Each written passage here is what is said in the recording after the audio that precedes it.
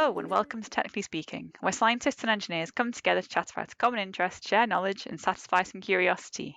I'm Laura, and in this episode, I'm joined by Ellie and Priyanka to talk about toxic things and what they do to our bodies. Ellie, your background is in zoology, so I think you've probably got quite a lot to contribute here.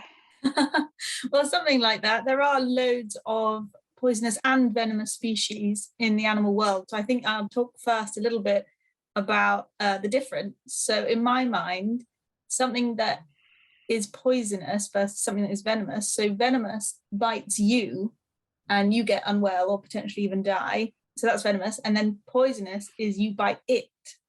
So if an animal eats a toxic animal, so it bites something toxic, something poisonous, then it gets unwell. But if the thing doing the biting bites something, then usually that thing will then eat the thing that it has bitten. So yeah, we'll talk more about that later. Yeah, so I guess you get venomous snakes and poisonous frogs. Yeah. I guess is the classic example. I also wonder, right? So if I become a supervillain, Incredible. This is a great start already. what I do to people that I don't like, if I decide I'm going to leave something out for them to ingest, Yeah. I can be like the poison killer. Yeah, definitely. Or if you want to go real supervillain, like animal human hybrid, get fangs like a snake, and then you can be venomous and you can bite people that you don't like. Exactly. So I could be the venomous lady. It depends on how I want to kill people. Exactly. It's entirely your method of delivery. I like it. I'll bear that in mind if I ever do decide to become a supervillain. You heard it here first, folks. It does seem very unlikely. Priyanka, your background in biochemistry is probably going to tell us about what effects toxins have on our bodies, right? Yeah, so basically we have about 6 or 7 ways toxins can affect you. It ranges like throughout all the systems of the body. One of the main processes that I like to talk about is the neurotoxic effects, where essentially toxins can inhibit transition of impulses by binding to enzymes at the synaptic terminals. So like those specific enzymes that are present over there kind of get blocked, so the electrical conduction doesn't go through. Obviously, there are a lot of processes, and I'm going to be talking about a couple of those a bit later.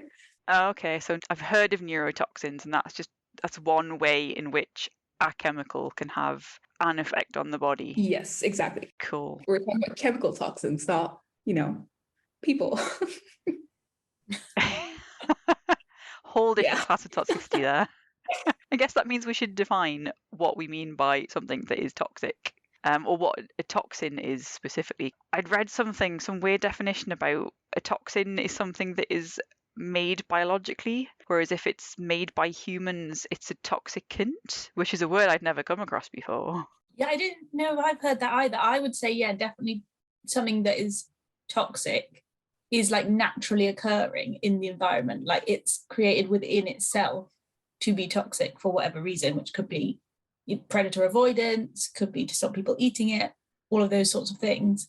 But yeah, like a man-made substance could also be toxic, I guess, but it's not how I would think of it.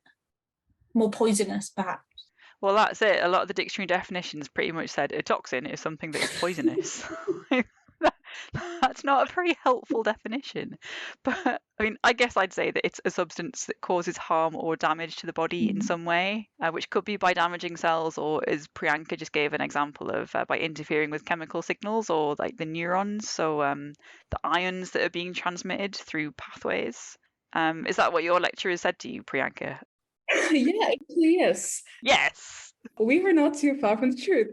So basically, how it works is that there are acetylcholinesterase enzymes at the synapses, which get inhibited by organophosphorus pesticides sometimes, which kind of block transmission of impulses. So that's where the neurotoxic effect kind of comes into play. But there's also toxins that affect the sodium-potassium channels, for example, that can affect the permeability or like kind of block the transport pumps and just affect overall enzyme mechanism. But yeah, that's mostly how it works. One other point that you kind of brought up about like, how toxins are essentially just poisonous things. It also kind of brings into play like, what do we consider poisonous? Like how do we classify poisonous things, right?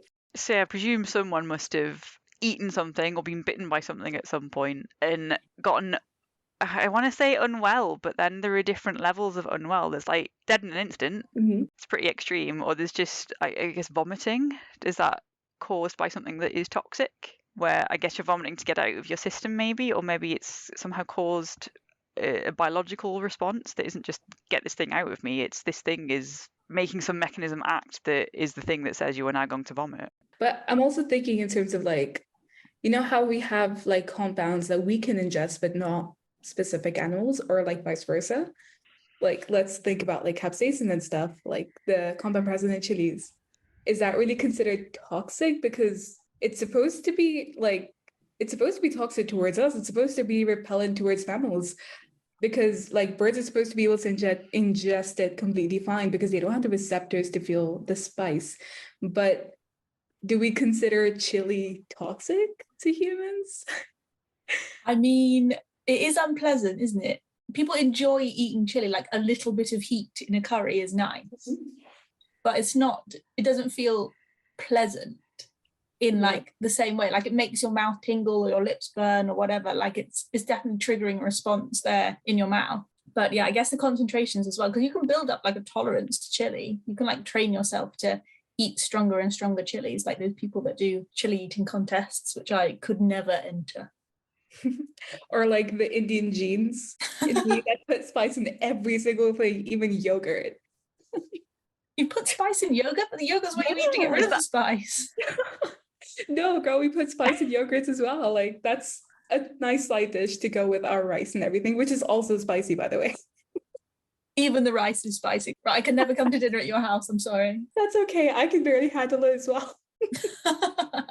But is that true that there would be like specific genes that would code for something in the body that would be able to handle a toxin in a particular way?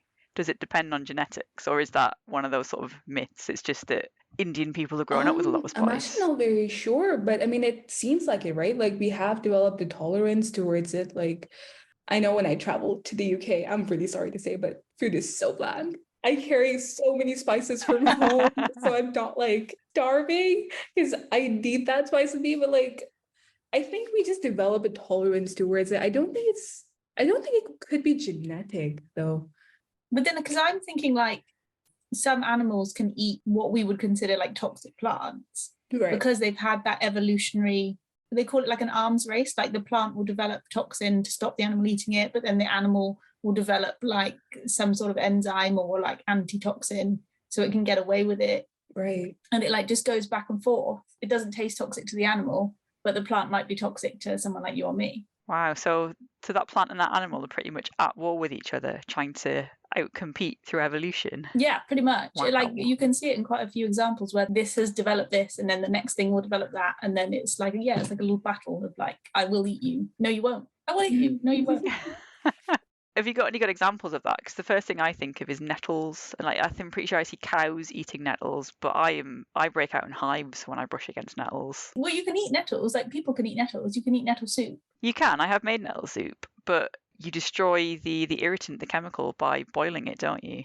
Yeah, which is I think what must happen. Like if you chew something a lot, you can like change the chemical compounds that like are present. It's like sugary smoothies are much worse for you than like eating an apple, because the blending of the sugar like changes the way the chemicals are, so it like makes it worse, like more sugary rather than just eating an apple, which is a fact that I find horrible because I love smoothies.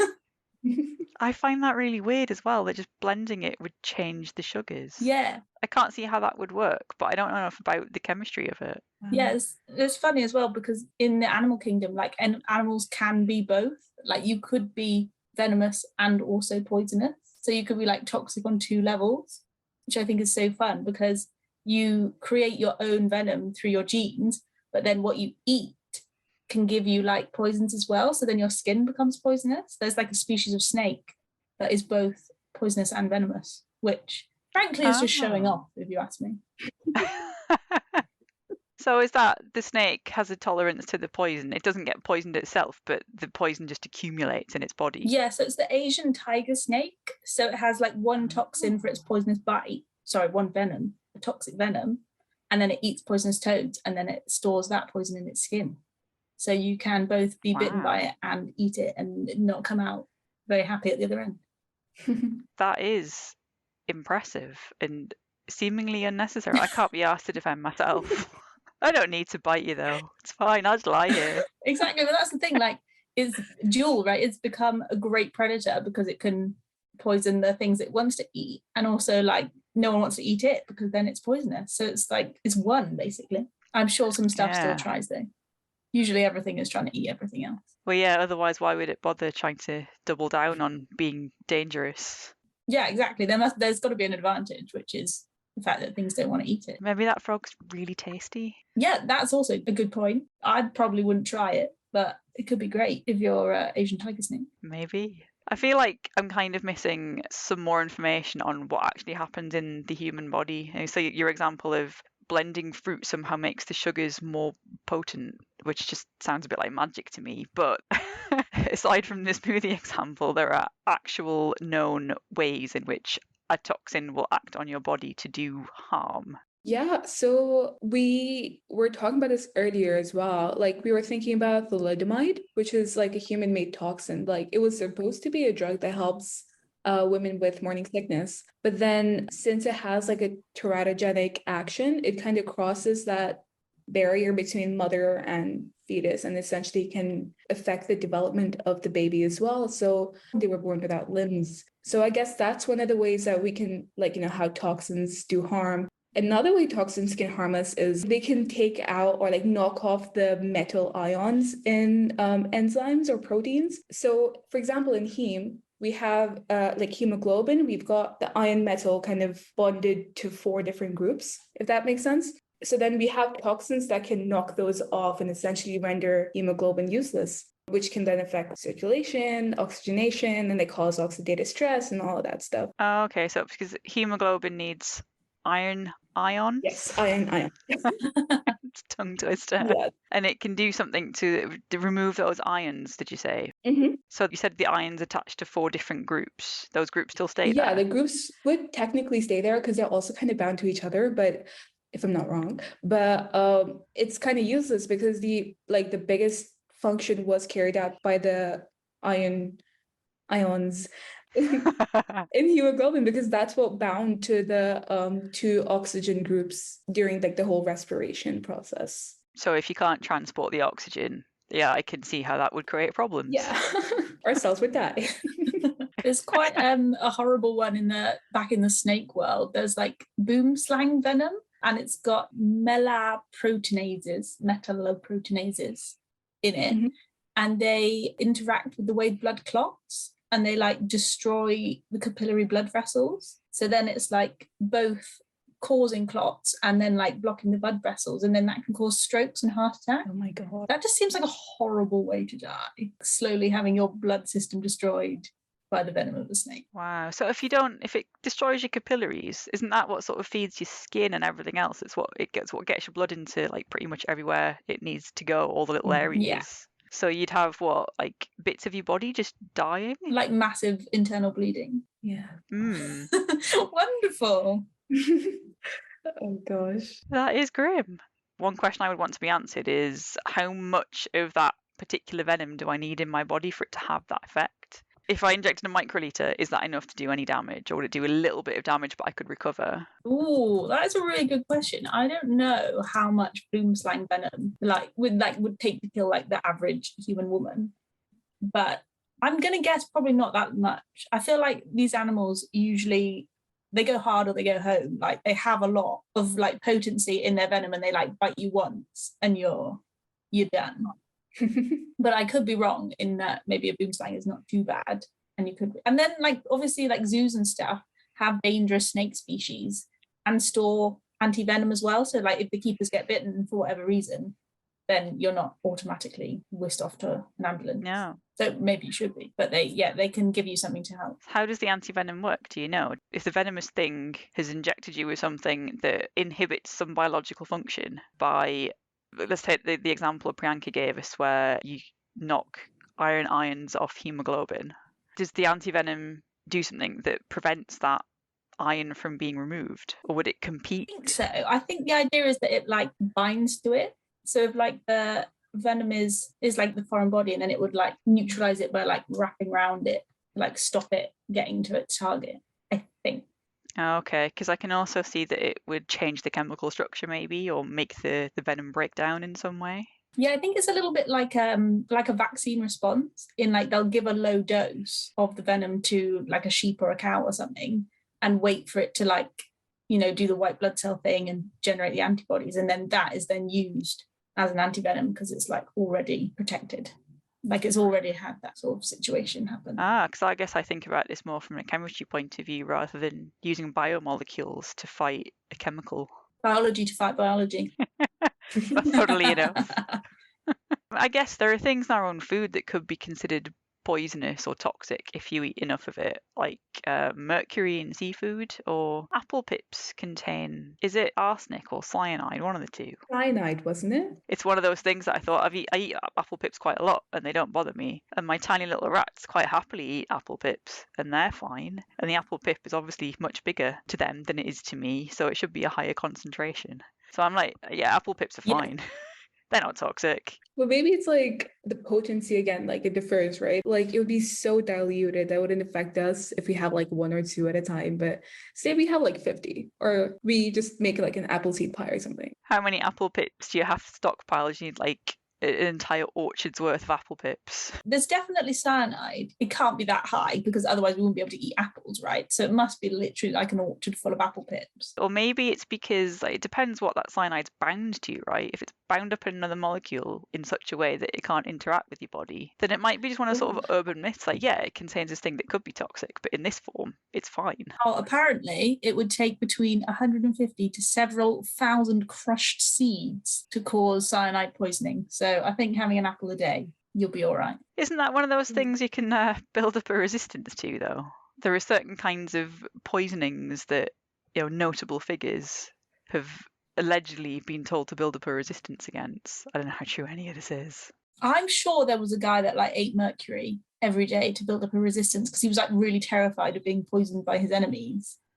And then he like ate a little bit every day, and then he did build up a resistance, but then he wanted to like commit suicide or something to avoid being captured. So then of course he took mercury to poison himself, but it didn't work because he'd spent his whole life eating mercury to avoid poisoning. Oh my God. But I can't remember who that was, and maybe that is an urban myth, but I'm sure that is a thing. That does sound a bit like an odd thing to do. Like, contradictory. I've built up this resistance and now I'll try and kill myself with the same resistance, rather than just picking a different toxin. Yeah, just pick a different poison. There's plenty. Go and find a bloom slang. Like, why are you hanging around? I guess similar to the intent with the thalidomide example that was meant to be beneficial, but it turned out we had other consequences. I guess there are some things that are considered toxic but do have benefits. Oh, yes, actually, there are a few chemicals that can be used as like a benefit for humans. So basically, there's one that we use for chemotherapy because it has what's called like a cytostatic action. What it does is that it inhibits protein and DNA synthesis. So hypothetically, we stop DNA from like replicating, causing cell cycle arrest, causing cells to not be able to divide into more cells, especially if they're tumor cells. That's the principle behind these chemicals. But then the problem is that it has a lot of off-target effects. Like any of the cells can like just stop dividing and causes like tissues to be degraded and things like that. But yeah, it is like one of those chemicals that we can use for chemotherapy. And there is like poppy seeds, which contain opium. Those are used to create morphine and opiates, used for, pain relief after surgeries and everything for patients with chronic pain. Even though opioids are technically toxic for us, like they are cardiotoxic, we can isolate specific compounds which have the anesthetic properties to provide that pain relief. So it's essentially extracting like the good qualities out of toxins. Okay. I always assumed with morphine that it was just, again, it was the concentration. A low amount is anesthetic, a higher amount will kill you. But from what you're saying, it's not. It's that there are sort of almost different flavors that you can have. Yeah, I guess. So basically, I was reading this article and it's like the papaverine group of opium alkaloids are very toxic, but then they also contain anesthetic activity that's separate to its toxicity. So it's kind of like both of them exist like, simultaneously. It's just making sure you don't ingest enough to activate a toxic effect. That is amazing that you can like separate it and be like, oh, I'm just going to take this bit and that'll, help someone recover from surgery. Whereas if you take the wrong bit, you could be in real trouble.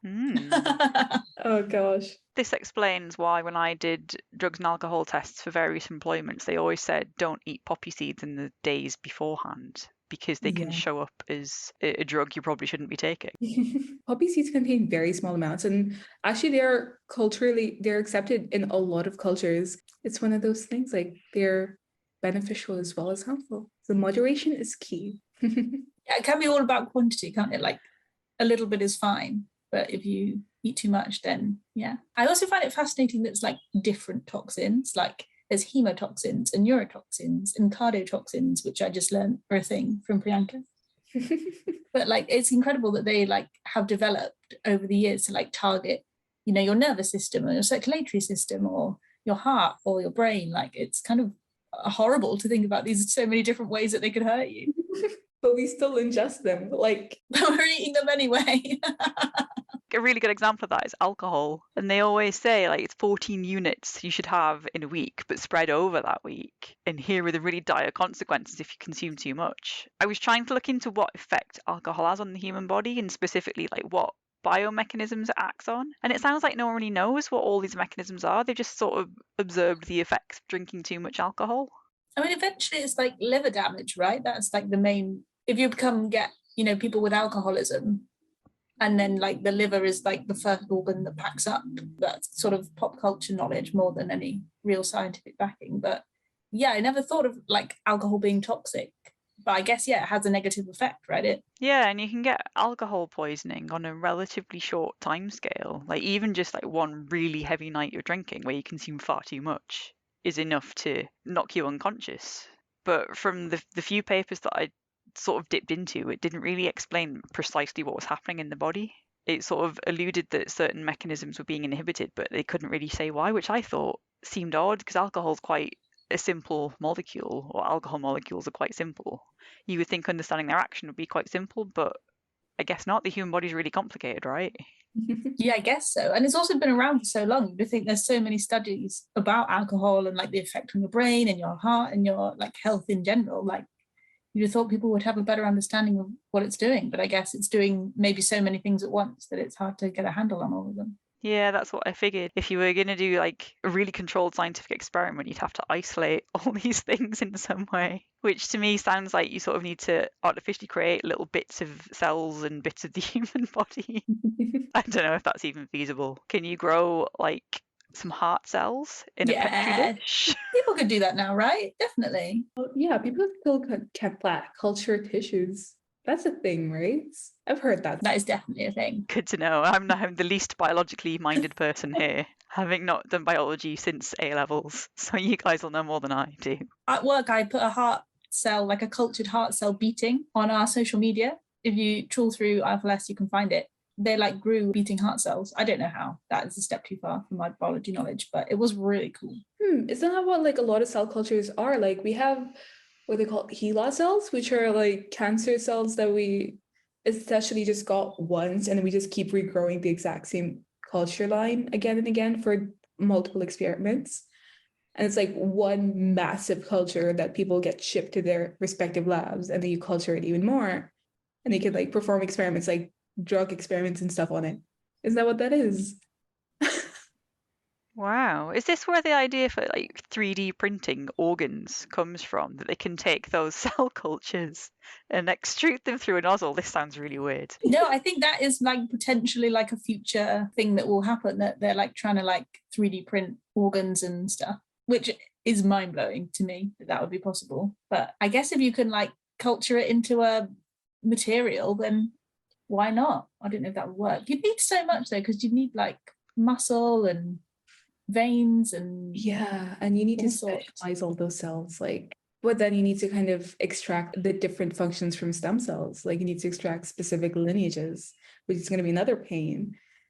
And then we need to make sure that they aren't rejected in the patient's body. So you need like all those biomarkers and stuff.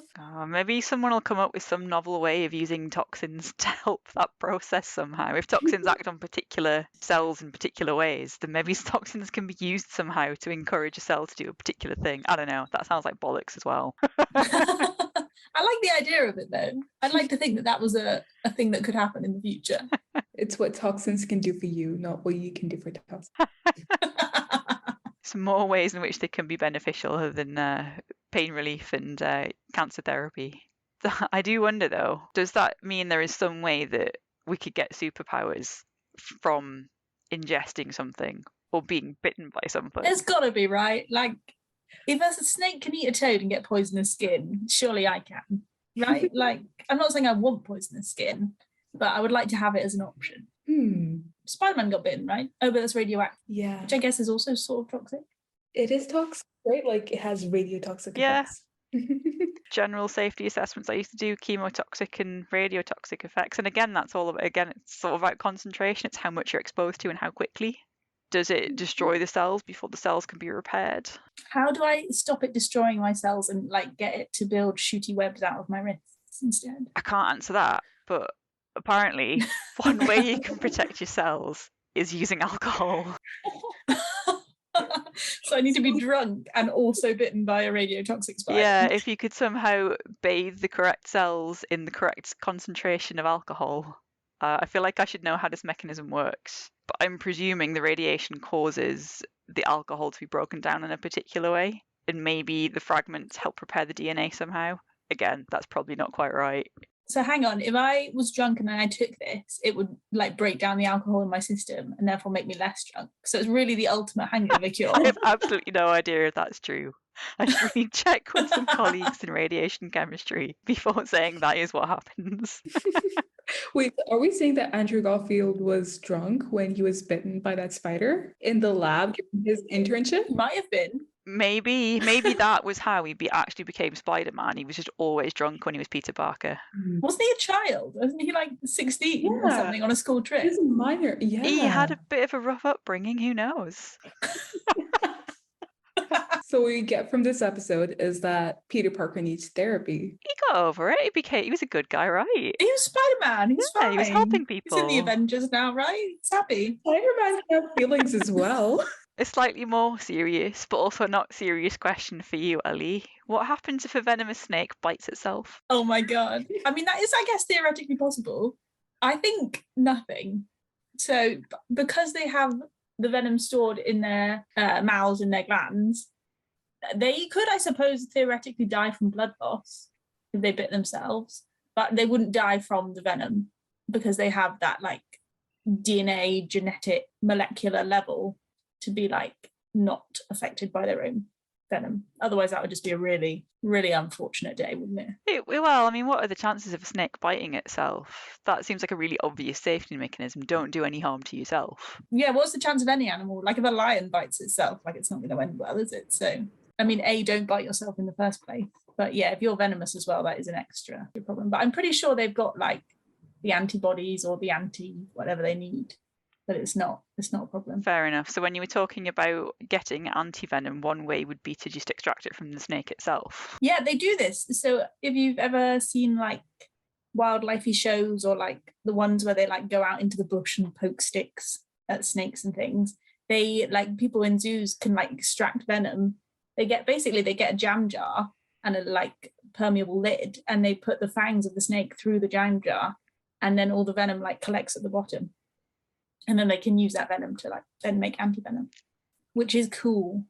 And yeah, like really terrifying when you see it done. Yeah, I think I just had some idea in my head that if the venom is made in particular glands, it's sort of contained away from the rest of the snake's body. So it wouldn't really need to have its own anti-venom defense mechanism in the rest of its body. It would just know not to bite itself. It's like how we know not to bite ourselves, because apparently like our fingers have the same consistency as carrots, but we can't bite them because we have the survival instincts not to. Yeah, it makes sense intuitively, but I'd never thought of my finger as having the same consistency as a carrot for the reason that you've just said. Like I'd never try and deliberately cut through my finger, but I chop carrots up all the time. I'm sure my finger is much more squashy than a carrot.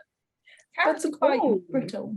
Oh, the bone. Oh. See, I feel like it would be more difficult to saw through your own finger with a knife than it would be to cut a carrot up. But you just said it's not. You can just go one chop and that's it. Oh, it reminds me of that film where the guy cut his arm off after getting stuck in the ravine. Oh yeah, that was unpleasant. It's a good Oh, thing he yeah. wasn't bitten by a snake though. Yeah, he survived. I mean, he lost his arm, but he survived. All's well that ends well, right? Yeah, I feel like that's probably a very good point to end the episode as well.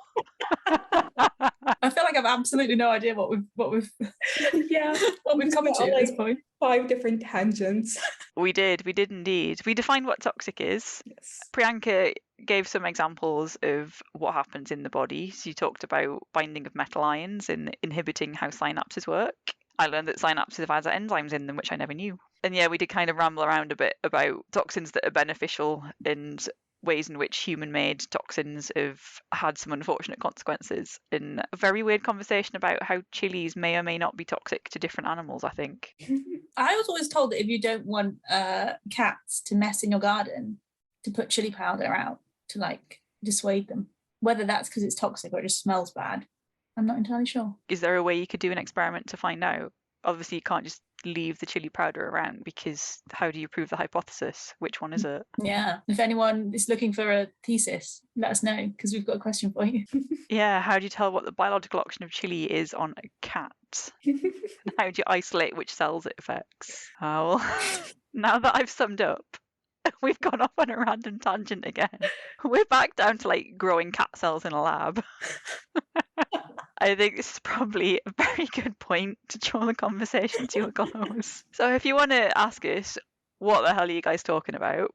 You can find us on Twitter or you can email us. There are loads of ways to get in touch.